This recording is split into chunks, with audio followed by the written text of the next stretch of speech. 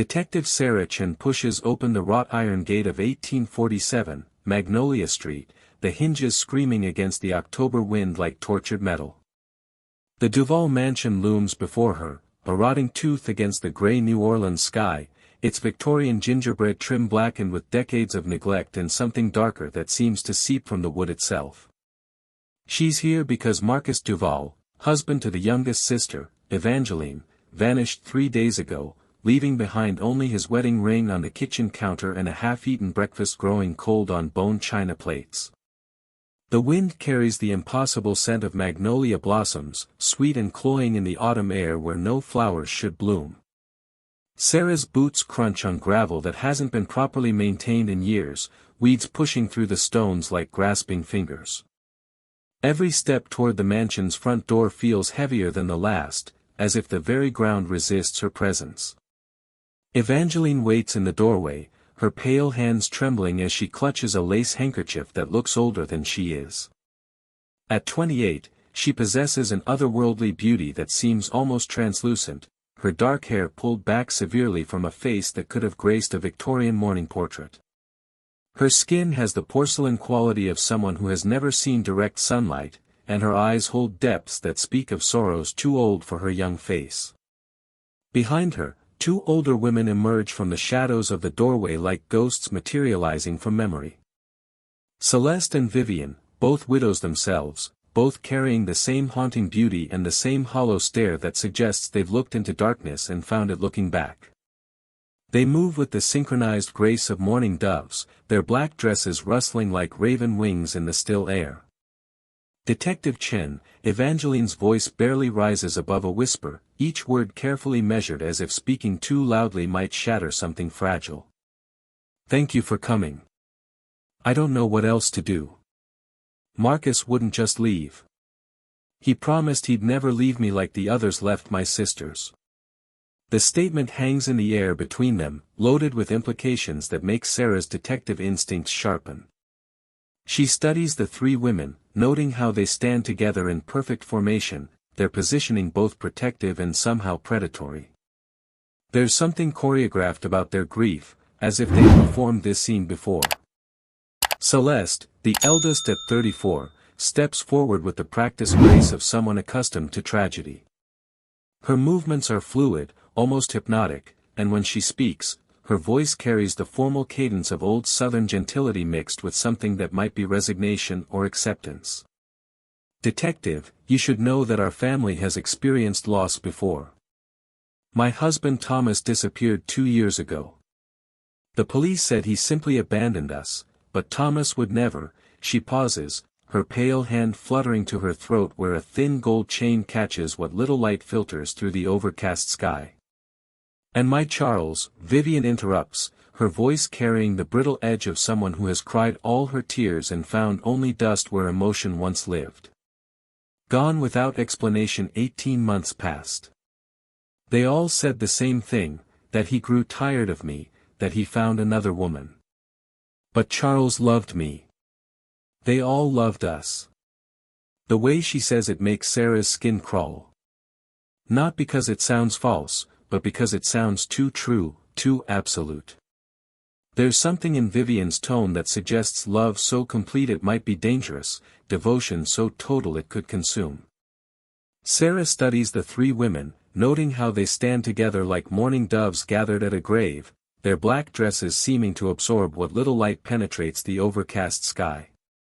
Something feels wrong here, beyond the obvious pattern of missing husbands. The air itself seems heavy, thick with secrets and the cloying scent of magnolia blossoms that shouldn't still be blooming in October. The mansion behind them seems to watch through its dark windows, each pane of glass reflecting nothing but shadows even in the gray daylight. The building's architecture speaks of old South wealth and privilege, but decay has crept in like a cancer. Paint peels from the walls in long strips that curl like dead skin, and the wraparound porch sags under the weight of years and neglect. "I'll need to see Marcus's belongings," Sarah says, her voice cutting through the oppressive atmosphere. "And I'll need to hear everything about the morning he disappeared." She follows them toward the mansion's front door, noting how the women move in perfect synchronization, their steps matching as if they share a single heartbeat.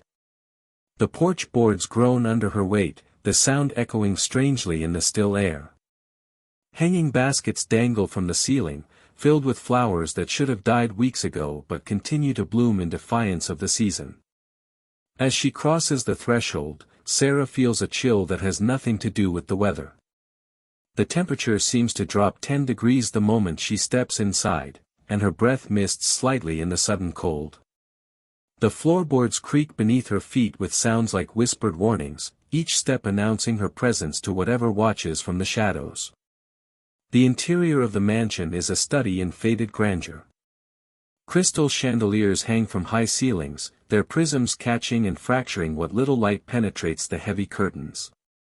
Antique furniture fills the rooms, each piece perfectly preserved as if time has stopped within these walls. Family portraits line the hallways, generations of Duvall women staring down with the same haunting beauty, the same knowing eyes. Sarah can't shake the feeling that the house itself is watching, waiting, keeping its own dark counsel about the fate of the Duvall husbands. The walls seem to pulse with a life of their own, and she swears she can hear whispers just below the threshold of hearing, voices speaking in languages that predate English, words that carry the weight of ancient promises and darker compacts. The three sisters arrange themselves in the parlor with the practiced ease of women who have received many visitors bearing sympathy and suspicion in equal measure. They settle onto a Victorian sofa like birds perching on a branch, their pale hands folded in their laps, their dark eyes fixed on Sarah with an intensity that makes her feel like prey being evaluated by patient predators. Marcus was happy here, Evangeline says, her voice carrying across the room like a prayer or an incantation. He loved this house, loved our family history. He said he felt like he belonged here in a way he'd never belonged anywhere else. There's something in the way she speaks about belonging that makes Sarah's blood run cold. Not the warm belonging of finding a home, but something more absolute, more final.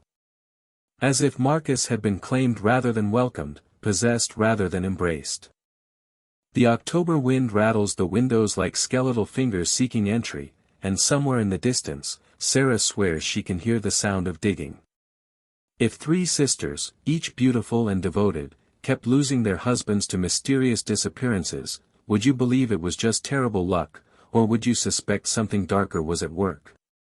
Sarah's flashlight cuts through the gloom of Marcus's study like a blade through velvet, revealing bookshelves lined with leather-bound volumes that seem to absorb light rather than reflect it. The beam illuminates a mahogany desk covered in scattered papers, their edges curled with age and moisture that speaks of secrets kept too long in darkness. Evangeline hovers in the doorway like a ghost herself, her pale form barely substantial in the dim light, her fingers worrying the fabric of her black dress with movements that suggest barely controlled anxiety. The study reeks of old books and something else, something metallic and sweet that reminds Sarah of flowers left too long in water. Dust motes dance in her flashlight beam, but they move wrong, swirling in patterns that defy the still air, as if stirred by invisible hands that reach from shadows older than the house itself. He was researching something, Sarah observes, picking up pages covered in Marcus's increasingly frantic handwriting. The ink changes from neat blue script to desperate black scratches, as if his discoveries had driven him to write faster than his hand could manage. The words, Duvall genealogy, inheritance patterns, and maternal bloodline, appear repeatedly in his notes, underlined so heavily the pen has torn through the paper in places. What was he looking for, Mrs. Duvall? Sarah asks, turning to face Evangeline, whose ethereal beauty seems even more pronounced in the study's oppressive atmosphere. I don't know, Evangeline whispers, but her eyes dart away too quickly, focusing on a point somewhere beyond Sarah's shoulder where shadows gather like living things. Marcus was curious about our family history. He said every old family has its secrets, and ours was particularly private about its past. Her voice carries the musical quality of wind chimes in a graveyard, each word carefully chosen but somehow incomplete. There's something she's not saying, something that makes her pale hands tremble as she grips the doorframe like an anchor against rising tide.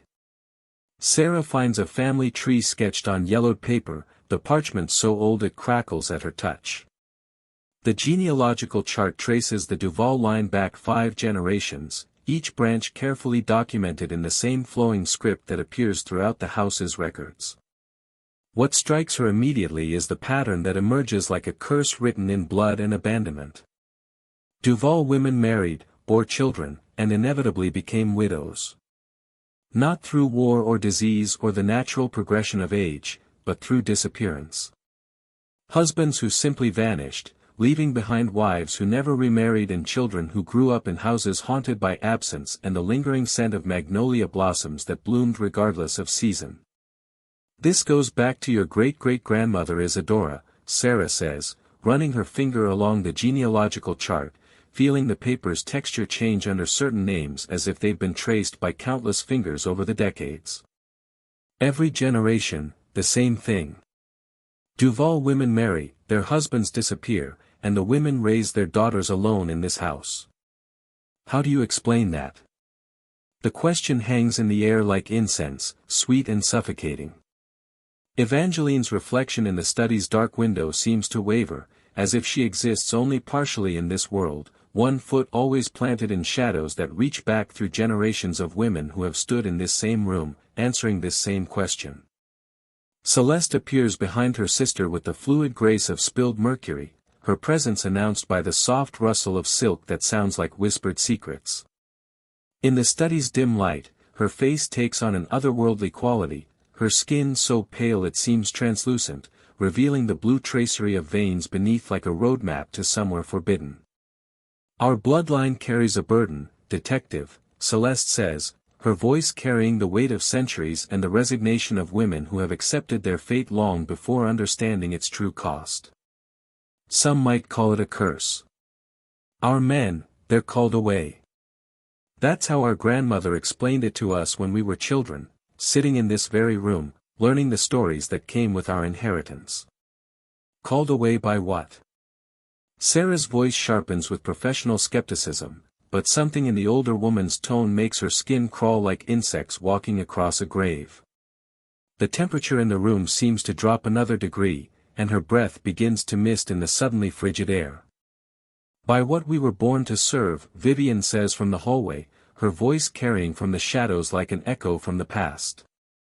By what lives in our blood and demands its due.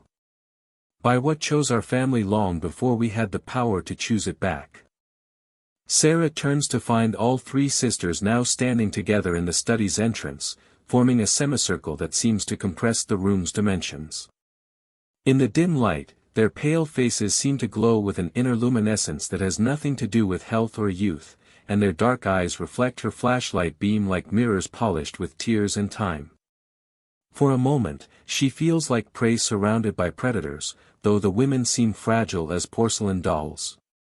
But there's something beneath their ethereal beauty, something ancient and patient that watches from behind their eyes like a spider waiting in a web that spans generations.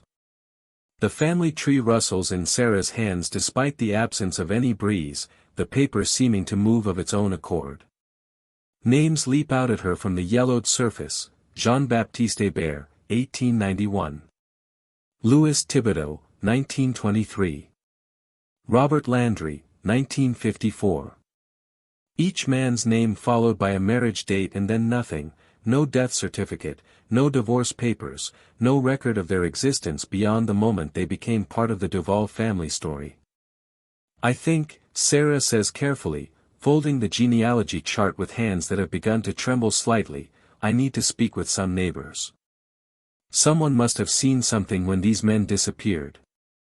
The silence that follows her statement is thick enough to taste, heavy with implications and the weight of secrets that have festered in darkness for over a century. The 3 sisters exchange a look that speaks of shared knowledge, a communication that transcends words and reaches into realms where understanding requires no language. But as she moves toward the study door, Evangeline's cold hand touches her arm with fingers that feel like ice wrapped in silk. The contact sends a shock through Sarah's system, not painful but deeply unsettling, as if something has recognized her on a level deeper than flesh.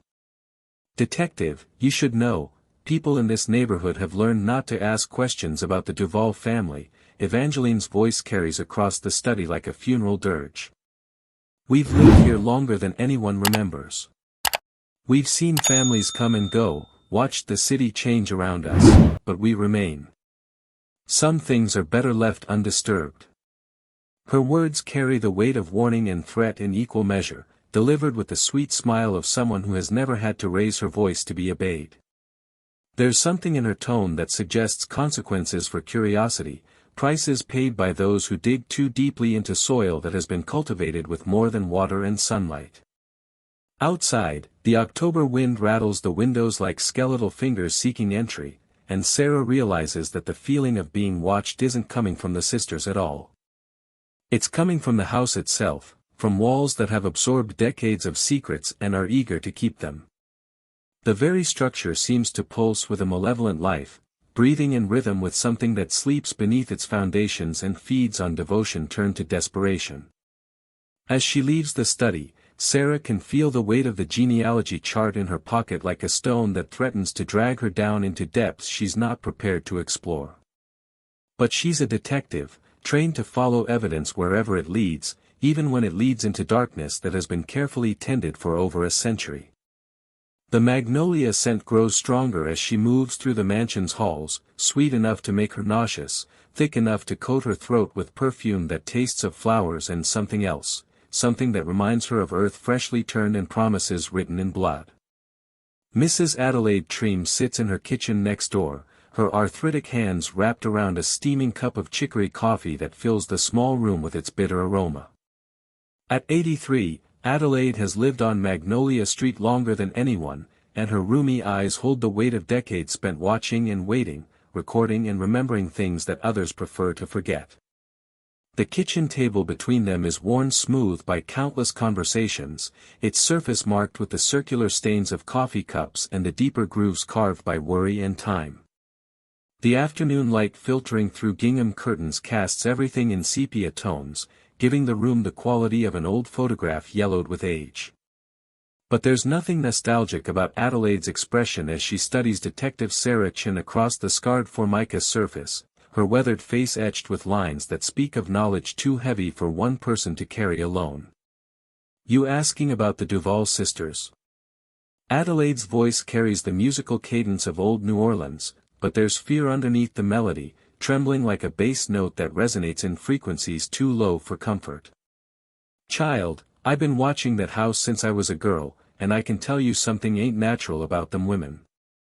The statement hangs in the air between them, weighted with implications that make Sarah's coffee taste bitter on her tongue. Through Adelaide's kitchen window, the Duvall mansion looms like a monument to secrets, its dark windows reflecting nothing but shadow even in the gray afternoon light. Sarah leans forward, her notebook ready but somehow reluctant to record what she suspects she's about to hear. What do you mean, Mrs. Treem? I mean, Adelaide says, her voice dropping to a whisper as if speaking too loudly might summon unwanted attention, that house been eating men for near on a century.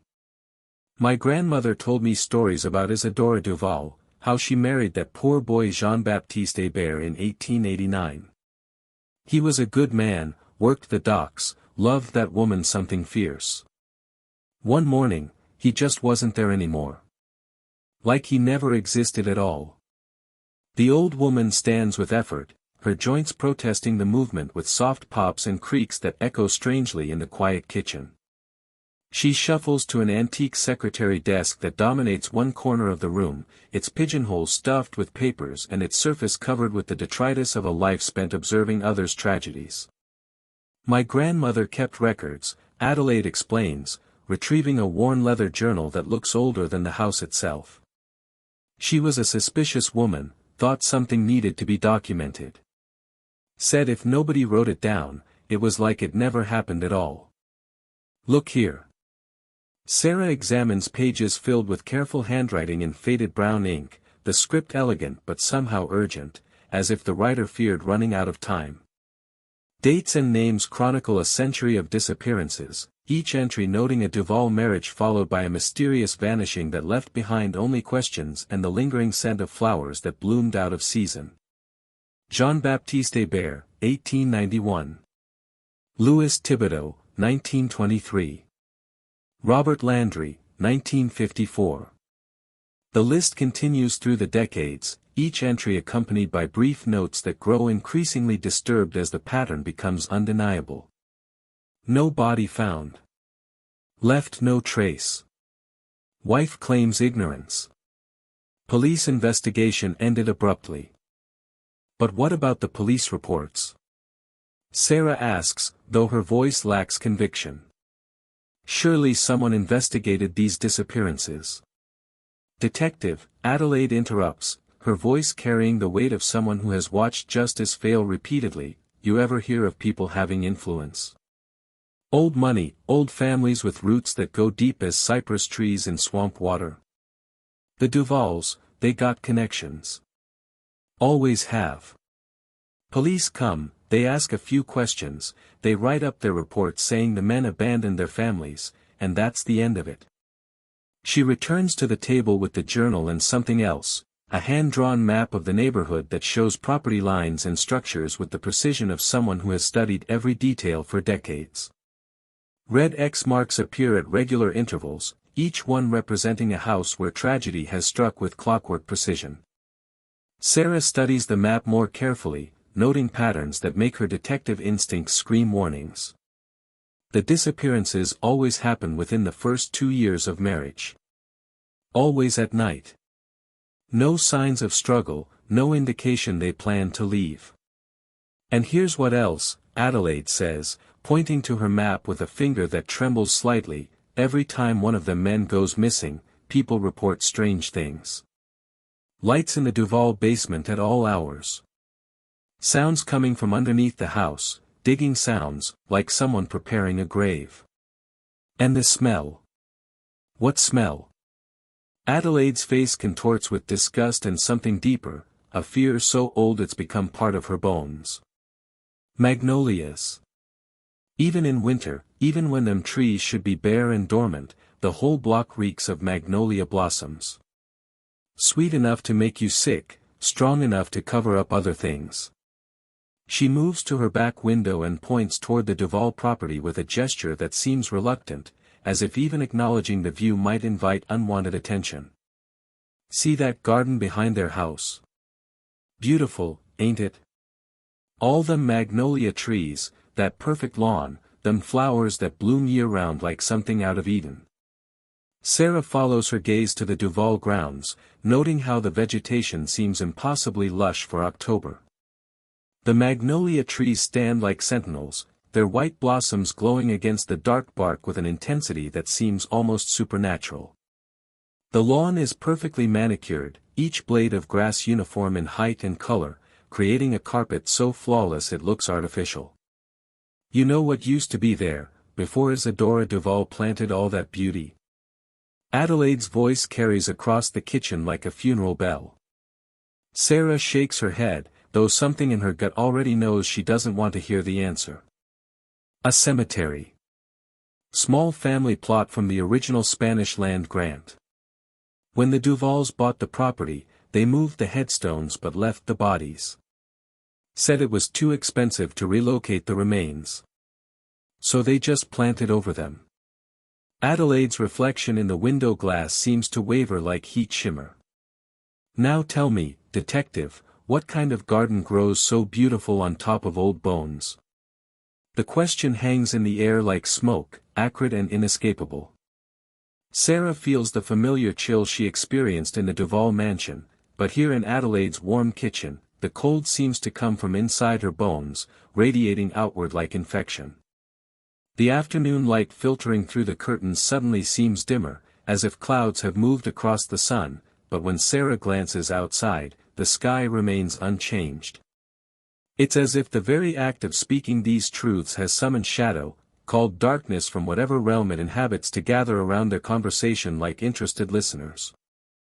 Mrs. Treem, Sarah says carefully, closing her notebook and preparing to leave, I appreciate your time, but these are serious accusations. Without evidence. Evidence? Adelaide's laugh is bitter as burned coffee. Detective, Let me tell you something my grandmother made me promise never to repeat. But I'm old now, and I've seen too much to keep quiet. She grabbed Sarah's wrist with surprising strength, her grip cold as winter ground. Them Duvall women, they ain't just unlucky in love. They're bound to something. Something that lives in that house, something that feeds on devotion and demands sacrifice. You go digging too deep into their business, you might find out firsthand what happened to all them missing husbands. The words carry the weight of prophecy and the chill of absolute certainty. Sarah tries to pull away, but Adelaide's grip tightens, her fingers pressing into flesh with the desperate strength of someone trying to pass along a burden too heavy to carry alone. "Promise me," Adelaide whispers, her voice urgent as prayer, "promise me you'll be careful. Promise me you won't go into that house alone. Promise me you won't trust them beautiful faces and sweet voices, because that's how they catch you. That's how they've been catching men for over a century." Sarah finally breaks free from the old woman's grasp and stands to leave, her wrist marked with finger-shaped bruises that throb with each heartbeat. As she walks toward the door, she can feel Adelaide's eyes following her with the intensity of someone watching a lamb walk into a slaughterhouse. "Detective Chen," Adelaide calls as Sarah reaches the threshold, her voice carrying across the kitchen like a final warning. "When you hear them magnolias blooming tonight, when you smell that sweetness in the air, remember what I told you. Some flowers only bloom when they're fed on more than water and sunlight." As Sarah walks back toward her car, she can feel eyes watching from the Duvall mansion's upper windows, pale faces pressed against dark glass like moths drawn to flame. The October wind carries the impossible scent of magnolia blossoms, sweet and cloying and wrong for the season. And somewhere, barely audible beneath the rustle of dead leaves, she swears she can hear the sound of digging. The sound follows her all the way home. Sarah returns to the Duvall mansion the next morning with a search warrant clutched in her hand like a talisman against the dread that sits heavy in her chest like swallowed stones. The October sky hangs low and gray, pregnant with rain that refuses to fall, creating an atmosphere of perpetual twilight that makes the mansion's dark windows seem like eyes that never blink. The three sisters wait for her in the parlor, their pale hands folded in their laps like prayer, their dark eyes reflecting an inner knowledge that makes Sarah's skin crawl with invisible insects. The search warrant crinkles in the oppressive silence as Sarah unfolds it, the sound unnaturally loud in the mansion's muffled atmosphere. Dust motes dance in what little light penetrates the heavy curtains, but they move in patterns that defy physics, swirling in spirals that suggest invisible forces stirring the air with purposes beyond her understanding. "We understand your position, Detective," Celeste says, her voice carrying the formal cadence of old Southern gentility mixed with something that might be amusement or anticipation. "Please, search wherever you feel necessary. We have nothing to hide." The statement carries undertones that make Sarah's blood run cold, not because it sounds false, but because it sounds too true. There's something in Celeste's tone that suggests secrets so vast they transcend the need for concealment, truths so absolute they can be displayed openly because no one would believe them even when confronted with evidence. But as Sarah moves through the mansion's rooms with methodical precision, she notices details that escaped her during yesterday's initial visit. Family portraits line the walls in perfect chronological order, generations of Duvall women staring down with the same ethereal beauty, the same knowing eyes, the same serene expressions that speak of secrets shared across decades of sisterhood. What disturbs her most is the absence that permeates every frame. No paintings of husbands, no wedding photographs, no masculine presence recorded anywhere in the family's visual history. It's as if the men who married into the Duvall line were systematically erased from memory, edited out of history with the precision of someone removing cancer from healthy tissue. "Your family doesn't seem to commemorate marriages," Sarah observes, running her fingers along the picture frames and feeling wood that's been polished smooth by countless hands performing the same ritual over generations. "Marriage is temporary," Vivienne replies from the shadows of the staircase, her voice drifting down like falling leaves. "But the bloodline is eternal. We preserve what matters. The words carry weight beyond their surface meaning, heavy with implications that make Sarah think of ancient religions and sacrifices offered to gods whose names have been forgotten by civilized society. There's something in Vivienne's tone that suggests marriage serves a purpose beyond love or companionship, something utilitarian and ultimately disposable. Sarah's attention turns to architectural inconsistencies she's beginning to notice with growing unease. The floor plan doesn't match what she observes from outside, rooms seem smaller than they should be, hallways end abruptly in walls that feel thin as paper, and there are spaces that don't account for the mansion's full footprint. It's as if the house exists in two realities simultaneously, showing visitors only what it wants them to see while hiding its true dimensions in shadows and misdirection. When she asks about the basement, all three sisters exchange a look that speaks of shared secrets and practiced deception.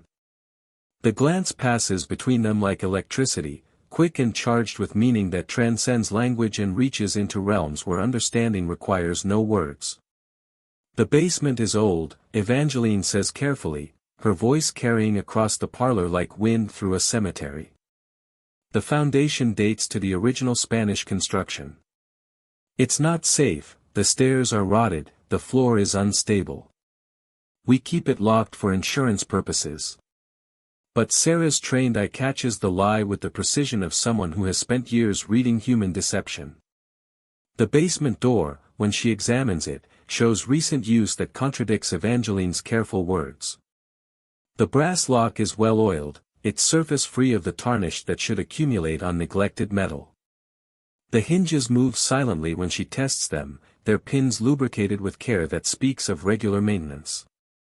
The wooden steps beyond descend into darkness that seems to swallow her flashlight beam like hungry mouths consuming light. The air rising from below carries that cloying magnolia scent Adelaide mentioned, mixed with something else, earth and decay and something metallic that makes her think of blood and sacrifice and altars stained with substances that don't wash clean. I need to search down there, Sarah says, producing her warrant with hands that have begun to tremble despite her professional composure. Of course, Celeste agrees too quickly, her response carrying the eager cooperation of someone who has nothing to fear from official scrutiny. Though I fear you'll find nothing but old wine racks and foundation stones. The basement flooded during Hurricane Katrina, we lost everything of value. The explanation comes too smoothly, rehearsed with the precision of someone who has told the same lie repeatedly until it feels like truth. But Sarah notices how the sisters' eyes dart away from the basement door as if looking directly at it might reveal something better left hidden. Sarah descends the steps with the three sisters following behind her like morning shadows, their footsteps creating a rhythm that sounds less like walking and more like a funeral procession. The basement is larger than the house's footprint should allow, extending into chambers that seem carved from the earth itself, hollowed out with tools and purposes that predate the mansion's construction. Her flashlight reveals stone walls green with age and moisture that weeps from surfaces like tears shed by the earth itself. Wooden wine racks line the walls, filled with bottles covered in decades of dust that has settled in patterns too uniform to be natural. But it's what lies beyond the wine storage that makes her breath catch in her throat like a sob trapped in glass. Tools. Shovels with dirt still clinging to their blades in clumps that smell of magnolia blossoms and something sweeter, more organic. Pickaxes worn smooth with use, their handles polished by hands that have gripped them with desperate purpose. And in the farthest corner, barely visible in her flashlight's dying glow, a wooden chest bound with iron straps and secured with a lock that gleams like new money against the ancient wood. What's in the chest? Sarah asks, though something in her gut already knows she doesn't want the answer. Family heirlooms, Vivienne says, but her voice trembles for the first time since Sarah met her, the tremor carrying frequencies that speak of fear and excitement and hunger held barely in check. Documents, jewelry, things passed down through the generations. The explanation feels thin as tissue paper, transparent enough to see through but substantial enough to maintain the pretense of innocence. Sarah approaches the chest and notices the ground around it has been recently disturbed, the earth soft and darker than the surrounding floor, rich with nutrients that don't come from fertilizer or natural decomposition. When she kneels to examine the soil more closely, her fingers find something that makes her blood freeze in her veins like winter water. Fabric. A piece of men's clothing buried just beneath the surface, the material still retaining enough integrity to suggest recent burial. The cloth feels expensive between her fingers, the kind of fabric that speaks of men who can afford to dress well for the women they love. Detective, Evangeline's voice comes from directly behind her, so close Sarah can feel breath on her neck that carries the scent of magnolia blossoms and something else, something that tastes of copper and earth and promises made in darkness. Some secrets are meant to stay buried. Some family traditions are older than law, older than justice, older than the modern world's understanding of right and wrong. Sarah stands and turns to find the three sisters surrounding her in the basement's oppressive darkness, their pale faces luminous with an inner light that has nothing to do with health or youth. But now she sees something else in their expressions, not guilt or fear, but hunger. An ancient, patient hunger that has been fed regularly for generations and knows exactly how to wait for the next meal. "You're going to tell me what happened to Marcus," Sarah says, her hand moving instinctively toward her service weapon, though some part of her already knows bullets won't solve this particular problem. "And Thomas, and Charles, and all the others. You're going to tell me what's in that chest." Celeste smiles, and in the darkness, her teeth seem too white, too sharp, too numerous for a human mouth. "Oh, Detective Chen, we're going to tell you much more than that. We're going to show you exactly what the Duvall women do with the men who love us too much to let go." The basement doors slam shut above them with a finality that echoes through the stone chambers like a funeral bell, and Sarah realizes that her search warrant may have just become her death certificate. The sound reverberates in frequencies too low for human hearing, sending vibrations through the floor that feel like a heartbeat buried deep in the earth's core. In the sudden silence that follows, she can hear something moving in the darkness beyond her flashlight's reach, something large and patient and impossibly old that has been waiting for this moment with the endless patience of stone and earth and things that feed on human devotion. In the suffocating darkness of the locked basement, Sarah's flashlight becomes her lifeline as the three Duvall sisters form a triangle around her, their movements unnaturally synchronized like dancers performing a ritual choreographed by forces older than memory. The beam reveals their faces transformed, no longer the grieving widows she met upstairs, but something ancient and predatory that has worn the mask of feminine fragility for over a century. The air grows thick as honey, sweet with the cloying scent of magnolia blossoms that seems to seep from the very stones. Sarah's breath comes in short gasps, each inhalation coating her throat with perfume that tastes of flowers and something else, something that reminds her of copper pennies and earth freshly turned and promises written in substances that don't wash clean. "You want to know about our husbands, Detective?" Celeste's voice carries a musical quality that makes Sarah's skin crawl with invisible insects, each note perfectly pitched to resonate in frequencies that bypass the mind and strike directly at something primal and terrified. "They're all here. Every single one of them. Faithful to the end." The words echo strangely in the stone chamber, multiplying and overlapping until Sarah can't tell if one voice speaks or many. The basement's dimensions seem to shift in her peripheral vision, walls expanding and contracting like the breathing of some vast organism that has swallowed them whole. Evangeline approaches the iron-bound chest with movements that flow like water over stone, her pale hands producing a key from beneath her dress, a key that looks older than the house itself, its metal black with age and etched with symbols that hurt Sarah's eyes to look at directly. The designs seem to move when she's not focusing on them, writhing like living things carved into metal that remembers older purposes. As the lock clicks open, the magnolia scent intensifies until it's almost suffocating, thick enough to taste and heavy enough to feel like fabric pressed against her face.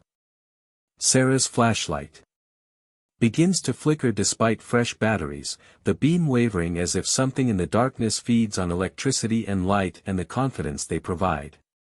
"Our great-great-grandmother Isadora made a pact," Vivienne explains, her words echoing strangely in the stone chamber, multiplying until Sarah can't tell if she hears one voice or a chorus speaking in perfect unison.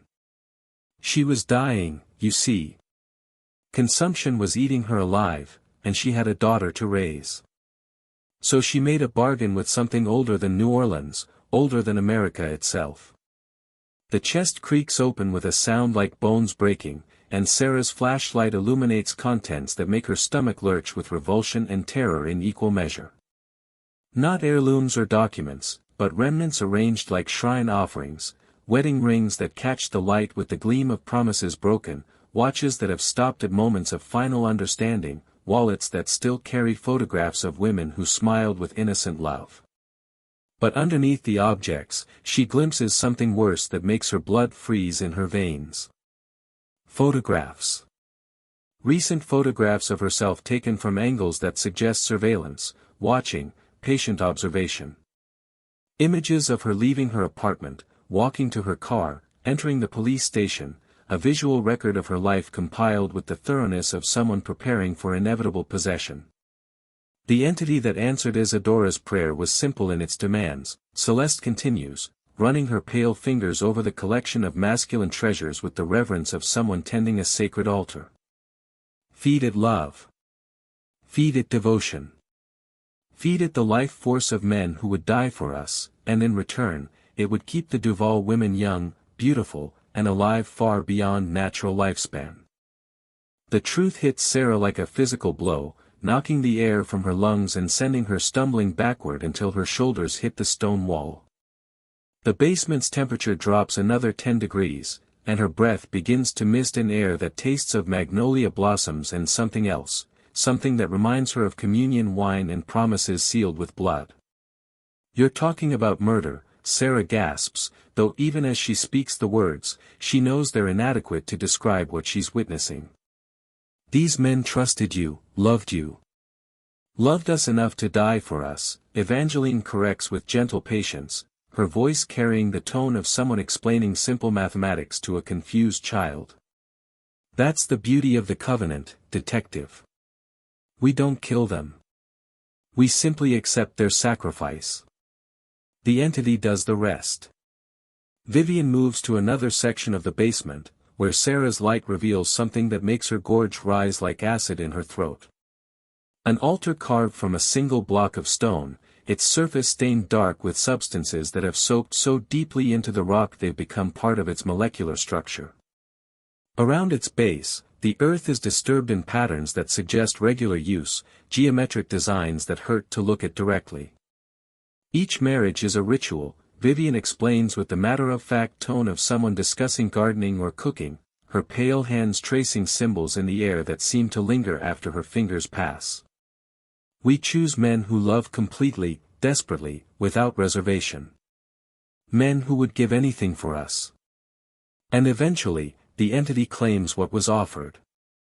The symbols she traces begin to glow with a phosphorescent light that has nothing to do with Sarah's flashlight, casting shifting shadows that move independently of their sources.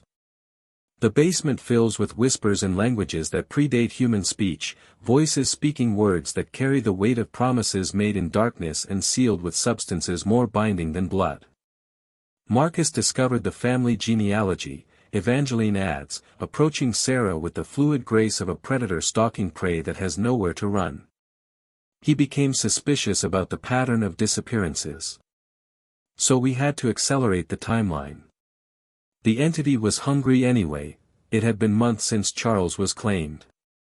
Sarah's hand finds her service weapon, fingers closing around familiar metal that suddenly feels as insubstantial as paper against the forces gathering in the basement's oppressive darkness. But Celeste laughs, a sound like silver bells in a graveyard, musical and terrible and wrong in ways that make Sarah's teeth ache. "Oh, detective, bullets won't help you here," Celeste says, her voice carrying harmonics that seem to come from the walls themselves. "This basement exists between worlds. The entity's realm bleeds through into ours. Physical laws are negotiable when you're standing on ground that has been consecrated with love and death and devotion distilled into its purest form."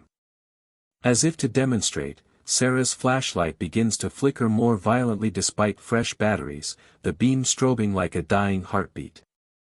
The stone walls seem to pulse with a life of their own, breathing in rhythm with something vast and patient and impossibly ancient. She can hear something moving in the darkness beyond her light's reach, something large that walks with footsteps like distant thunder. "Why are you telling me this?" Sarah demands, though she suspects she already knows the answer and dreads having her suspicions confirmed. "Because," all three sisters say in unison, their voices harmonizing in a way that makes the hair on Sarah's neck stand up like static electricity, "the entity has been watching you since you first crossed our threshold. It tastes the loneliness in your heart, detective. It knows about your failed marriage, your empty apartment, your desperate hunger for connection." The words hit her like physical blows, each one finding its mark with the precision of someone who has studied her weaknesses with clinical thoroughness. They know about David's departure, about the nights she spent staring at her wedding ring before finally removing it, about the silence that fills her apartment like accumulated grief. It knows you could love completely if you found the right person to love, Vivienne continues, her pale face serene in the wavering light. It tastes that capacity in you, that hunger for devotion so absolute it transcends reason. "You're exactly what we need, detective. You're exactly what the covenant requires." The truth hits Sarah like a physical blow that drives her to her knees on the basement's cold stone floor. "You're not confessing. You're recruiting." Evangeline nods, her ethereal beauty taking on an otherworldly quality in the supernatural light that now emanates from the walls themselves. The bloodline must continue, but it doesn't have to be only biological. The entity accepts adoptive daughters, women who understand the beauty of absolute devotion. "You could stay, detective. You could become one of us." Behind the sisters, shadows move with purpose that suggests intelligence and malevolent intent. Sarah catches glimpses of figures that might once have been men but are now something else, servants of the entity, bound to the basement by bonds stronger than death or love or the natural order that governs the world above. Among them, she recognizes faces from missing person reports and her own investigation, Marcus with his kind eyes now burning with unholy fire, Thomas whose gentle smile has become something predatory and wrong, Charles whose devotion has been transformed into servitude that will last until the stars burn out. Dozens of others stretch back through the decades, all wearing the same expression of willing submission to forces beyond human understanding. "The choice is yours," Celeste says, producing an ornate dagger from the chest, the same blade that has served the covenant for 5 generations, its metal stained with substances that have soaked so deeply they've become part of the steel's essential nature. "Join us willingly, and you'll know love eternal. Refuse, and you'll join our husbands in service to something far greater than yourself." The dagger catches the supernatural light with reflections that seem to move independently of the blade's surface, showing Sarah glimpses of futures that branch out like a tree of possibilities. In some, she sees herself standing beside the sisters, pale and beautiful and eternally young, presiding over rituals that feed an appetite older than civilization. In others, she sees herself among the shadows, bound in service to devotion perverted beyond recognition. In the darkness above them, Sarah hears footsteps, slow, measured, approaching the basement door with the inevitability of tides or seasons or death itself. The entity itself, perhaps, coming to witness her decision and claim what has been promised through generations of careful cultivation. And in her heart, she feels a terrible temptation whispering that loneliness is worse than damnation, that eternal love might be worth any price, that perhaps the men who serve in shadows have found a peace that transcends human understanding. The whisper grows stronger with each heartbeat, fed by years of isolation and the desperate human need for connection that drives people to make bargains they never intended to honor. If you were offered eternal love and beauty, but the price was feeding on the devotion of innocent men, would you take the bargain, or would you choose to fight against something older than civilization itself? Sarah's flashlight dies completely, plunging the basement into absolute darkness broken only by an ethereal glow that seems to emanate from the Duvall sisters themselves, their pale skin luminescent with power that has nothing to do with human biology.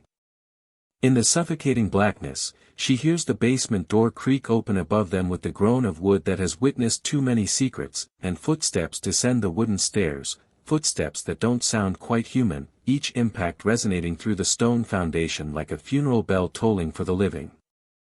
"She comes," Vivienne whispers with religious reverence that makes her voice tremble like a tuning fork struck in darkness. The ancient mother. She who made the first covenant with Isadora when the world was younger and hungrier and more honest about the prices it demanded for survival.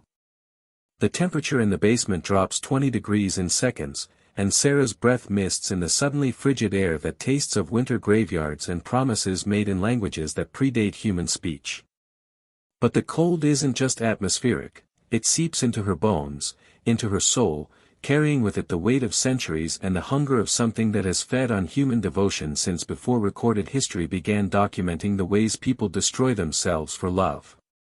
What emerges from the darkness isn't the decrepit entity Sarah might have expected, but something beautiful and terrible in equal measure that makes her mind struggle to process what her eyes record. A woman who might have been 30 or 300, with skin like alabaster carved by masters who understood perfection and eyes that hold the depth of eternity and the accumulated wisdom of every heart that has ever broken for want of connection. She wears the tattered remains of what once might have been a wedding dress, now aged to the color of old bones and stained with substances that don't bear close examination. The fabric moves independently of any breeze, flowing around her form like water or smoke or the dreams of women who have waited too long for love to find them in rooms that smell of magnolia blossoms and desperation. Detective Sarah Chen, the entity speaks, and her voice carries the harmonics of every Duvall woman who has ever served the Covenant, a chorus of the willing and the bound speaking in perfect unity. You have seen our truth. You have felt our loneliness. You understand the price of isolation in a world that promises connection but delivers only the echo of your own voice in empty rooms. Sarah forces herself to stand straighter despite every instinct screaming at her to run, though she knows there's nowhere to go in a basement that exists between worlds and serves purposes older than the civilization that built the city above. The ancient mother's presence fills the space like floodwater, overwhelming and inescapable. I understand that you're a parasite, Sarah says, finding her voice though it sounds thin and insubstantial in the presence of something that has refined manipulation into an art form spanning generations. That you've been feeding on love and murdering innocent men for over a century. The ancient mother laughs, and the sound makes the stone walls weep moisture that tastes of tears shed by every woman who has ever loved someone who couldn't love them back. Murder. Child, death is temporary. Love is eternal. These men live forever in service to something greater than their small, mortal lives. They have become part of a power that transcends flesh and time and the petty limitations that define human existence. Around the altar, Sarah begins to make out the shapes of the missing husbands more clearly, but they're not corpses or ghosts or even the shambling remnants of lives forcibly extended. There's something else entirely, their forms shifting between human and shadow, their eyes burning with an unholy devotion that speaks of willing servitude to forces that have shown them truths too vast for unenlightened minds to comprehend. Marcus chose this, Evangeline says, gesturing toward a figure Sarah recognizes from missing person photos, though his face now carries an expression of serene acceptance that speaks of understanding beyond mortal comprehension. When he learned the truth, when he understood what we are and what we serve, he begged to be taken. The alternative was to live knowing his wife would outlive him by centuries, watching her love other men, watching himself age while she remained eternal and beautiful and forever beyond his reach. That's not choice, Sarah protests, though her voice lacks conviction as she stares at Marcus's transformed face and sees something that might be gratitude in his burning eyes. That's coercion born from horror. Is it? The ancient mother glides closer, and Sarah feels the overwhelming pull of something that knows exactly how to exploit human weakness with the precision of a surgeon and the patience of geological time. Tell me, detective, what do you return to when you leave this place? An empty apartment where the silence grows thicker every night. A job that consumes you because it's easier than facing the void where love should live. The knowledge that you may never find someone who loves you the way these men loved my daughters. The temptation is real and terrible, worming into her heart with the inevitability of cancer and finding every lonely moment, every failed relationship, every night she's gone to bed wondering if she'll die alone and unmourned. The entity feeds on these emotions, growing stronger with each doubt it exposes, each weakness it illuminates with the harsh light of absolute truth. Join us, Celeste says, the ornate dagger glinting in the supernatural light that now emanates from the walls themselves. One cut, one drop of blood mixed with the covenant, and you'll never be alone again. Men will love you with the intensity of religious devotion. You'll remain young and beautiful while empires rise and fall. You'll know power beyond imagination and connection beyond the shallow bonds that define mortal relationships. The offer hangs in the air like incense, sweet and cloying and almost irresistible. Sarah can see herself standing beside the sisters, presiding over rituals that feed an appetite older than nations, loved by men who would gladly surrender their souls for the privilege of serving her desires. The vision carries the weight of prophecy and the terrible allure of absolute certainty. But as Sarah stares at the shadowy forms of the missing husbands, she sees something the Duvall sisters either can't perceive or choose to ignore with the willful blindness of those who have invested too much in their own damnation to acknowledge its true cost. These men aren't at peace.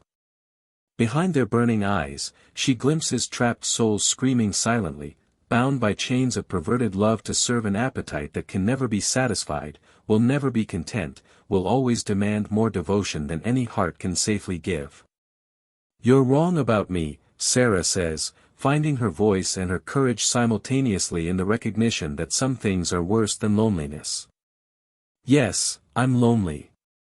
Yes, I've wondered if I'll ever find love that doesn't disappoint or abandon or reveal itself as another form of taking. But I'd rather die alone and free than live forever as a predator wearing the mask of romance. She lunges for the stairs, but the ancient mother's laughter stops her cold like a physical barrier constructed from sound and malevolent intent. You misunderstand your situation, detective. You've seen too much, learned too much. You cannot leave unchanged.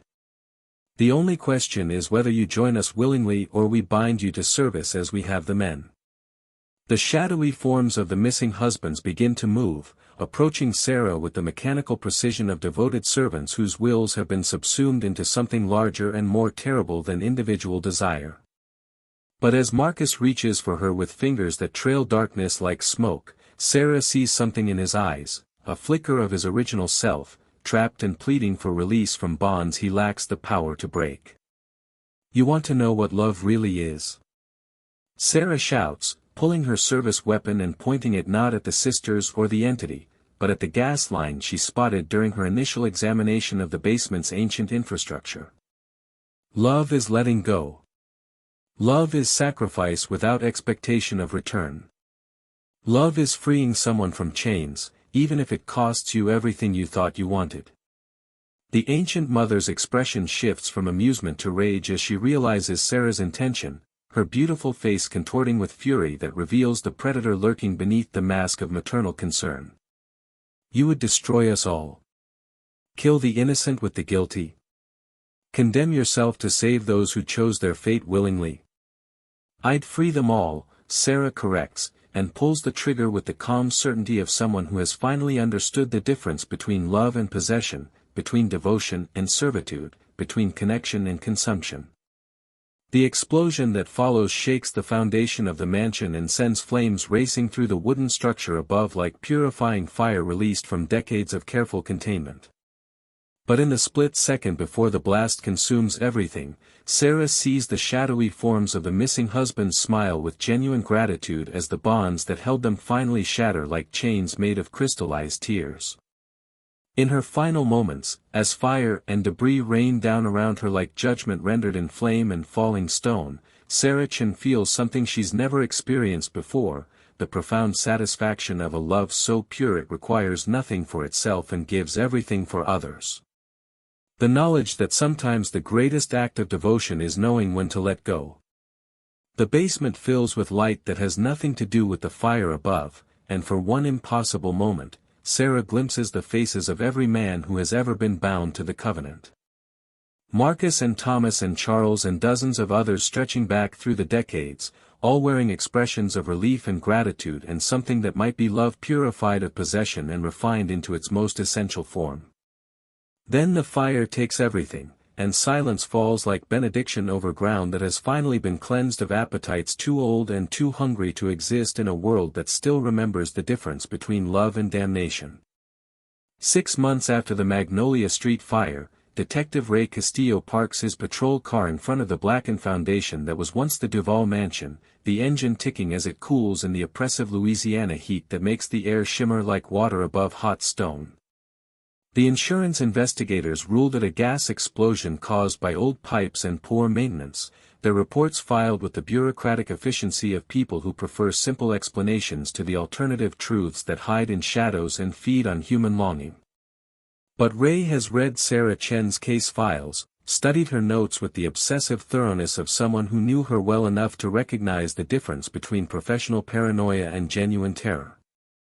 He knows there's more to the story than faulty infrastructure and tragic accident, more than the official narrative that closed the books on a century of disappearances with the convenient finality of fire and administrative oversight.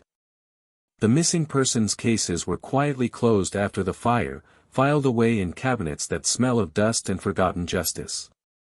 Marcus Duvall, Thomas Beauregard, Charles Thibodeau, and 15 other men spanning 3 decades were declared deceased, victims of a family with secrets too dark for official records and too strange for public consumption.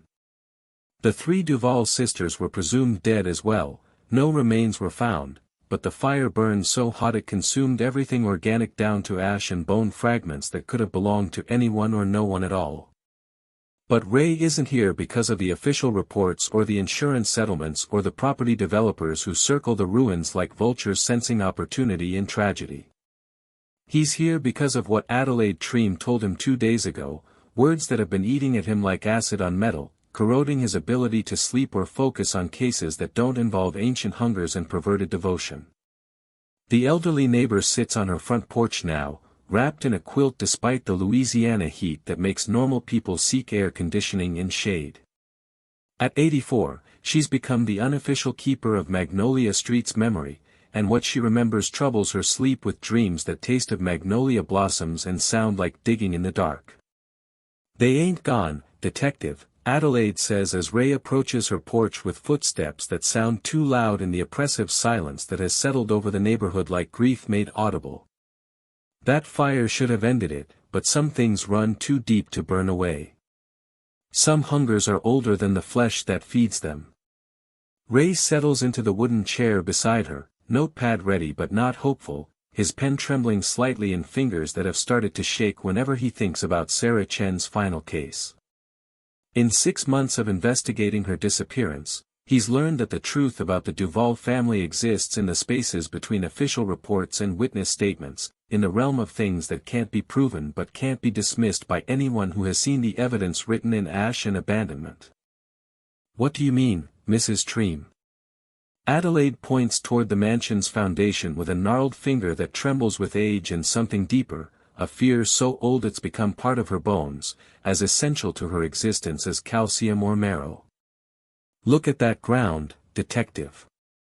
Fire burned everything down to bedrock, poisoned the soil with chemicals and ash that should have sterilized the earth for decades.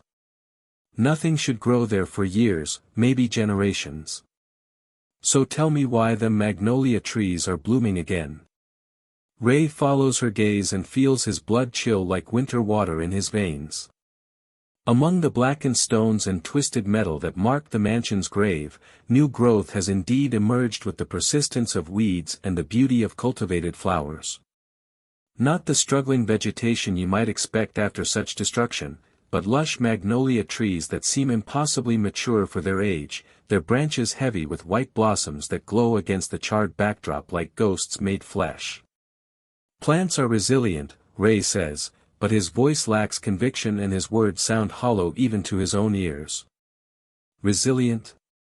Adelaide laughs with the bitterness of someone who has watched the same tragedy repeat itself across generations, each iteration slightly different but fundamentally unchanged in its essential horror. Detective, I've been watching that property for near on a year now, keeping the same records my grandmother kept, writing down what I see because somebody has to witness and somebody has to remember. She produces a notebook, a continuation of the records her grandmother began over a century ago, pages yellowed with age and filled with careful handwriting that documents patterns too consistent to be coincidence. The first green shoots appeared 3 days after the fire, before the ashes even cooled, before the investigators finished taking their photographs and filing their reports. By Christmas, them trees was already flowering like they'd been growing for decades. Now look at them. Ray has to admit the growth is unnatural in ways that make his detective instincts scream warnings his rational mind refuses to acknowledge. The magnolias stand 15 feet tall with thick trunks and spreading canopies that suggest decades of growth, not months. Their bark is smooth and unmarked by time or weather, their leaves green as emeralds and twice as brilliant. And the blossoms, those pristine white flowers, bloom continuously regardless of season, filling the air with their cloying perfume that reminds him of funeral parlors and promises made in darkness. There's something else, Adelaide continues, her voice dropping to a whisper as if speaking too loudly might summon unwanted attention from forces that prefer to work in shadow and silence. I've been keeping watch, like my grandmother did, like her grandmother before her.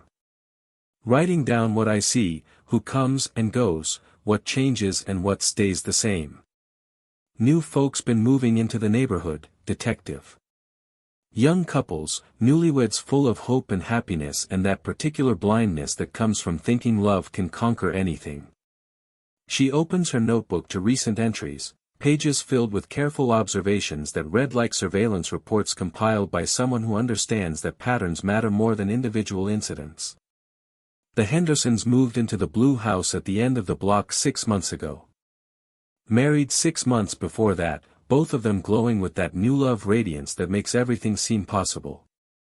Then the Delacroix bought the Victorian on the corner, newlyweds again, fresh from a honeymoon that taught them nothing about the prices some places demand for residence.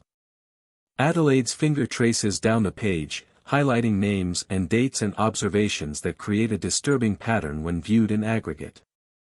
3 more couples since then, all drawn to this street like moths to flame that burns in frequencies they can't see but can't resist.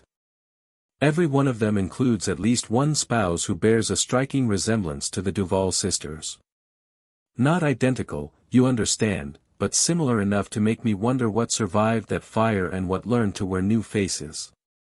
Ray examines Adelaide's careful entries, noting descriptions that make his skin crawl with recognition and dread.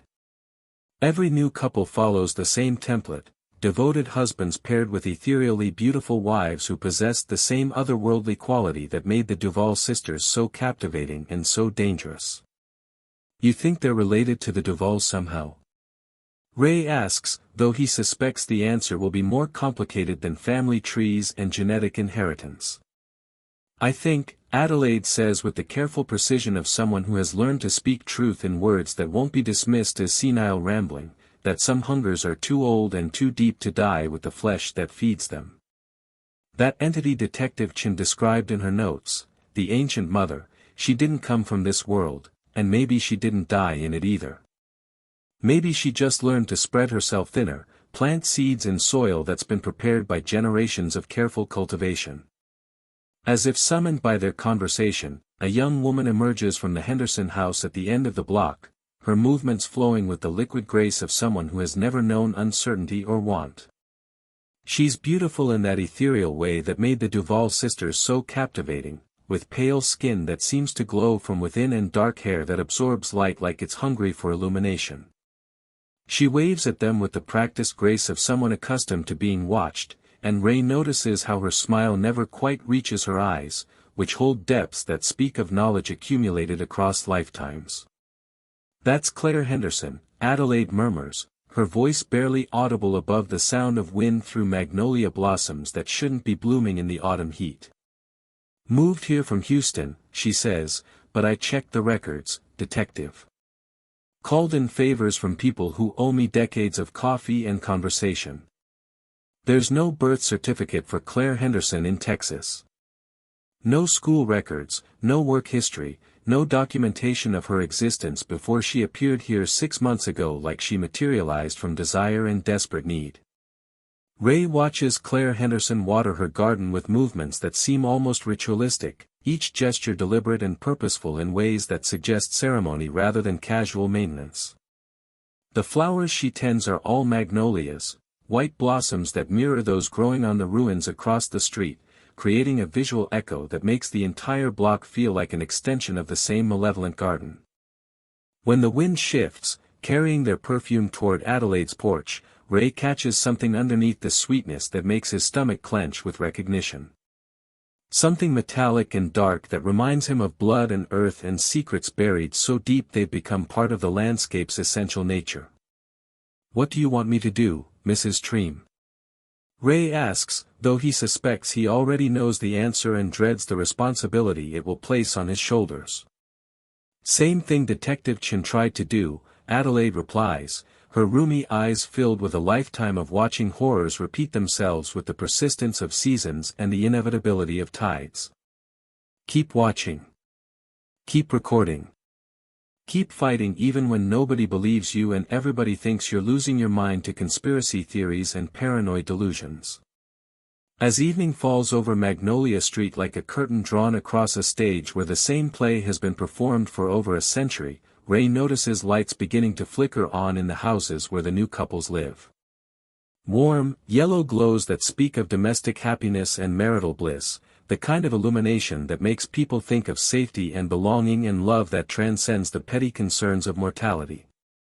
But in each window, he glimpses shadows that seem too long, too angular, too hungry for the ordinary lives they're meant to represent. Silhouettes that move independently of their sources, shapes that suggest forms too complex for human anatomy and too purposeful for random chance. The magnolia trees on the ruined foundation sway in the evening breeze, their impossible blossoms releasing clouds of pollen that drift across the neighborhood like benedictions or curses depending on your perspective and your understanding of the prices some flowers demand for their beauty. And somewhere in that sweet, overwhelming scent, Ray swears he can hear whispers, voices of women who have learned that love and devotion make the perfect bait for hearts that hunger to be consumed.